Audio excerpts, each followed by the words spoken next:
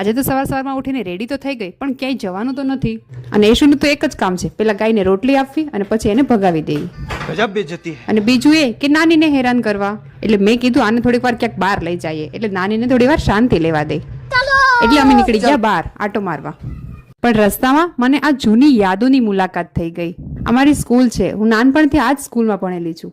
અત્યારે સ્કૂલ તો ઘણી બદલાઈ ગઈ છે, પણ યાદો નથી બદલાણી. મન તો થતું હતું કે અંદર જઈને બેસી જાઓ.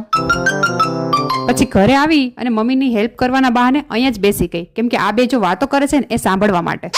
સસરા અને જમાઈ બે બેસી ગયા છે, એમાં મારી જ વાતો વધારે કરતા હશે, મને પાક્કી ખબર છે. આગળને થોડો પણ ટાઈમ મળે મારા પપ્પા પાસે બેસવાનો તો એ બસ મારી જ બુરાઈ કરશે.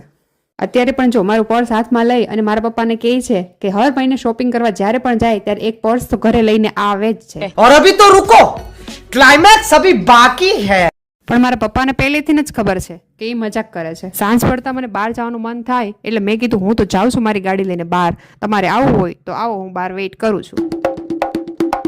પહેલા તો હા ના કરી, પછી કે ના હું પણ આવું છું, પણ ગાડી તો હું જ ચલાવીશ. અને પછી તો અમે નીકળી ગયા બહાર ચક્કર લગાવવા માટે.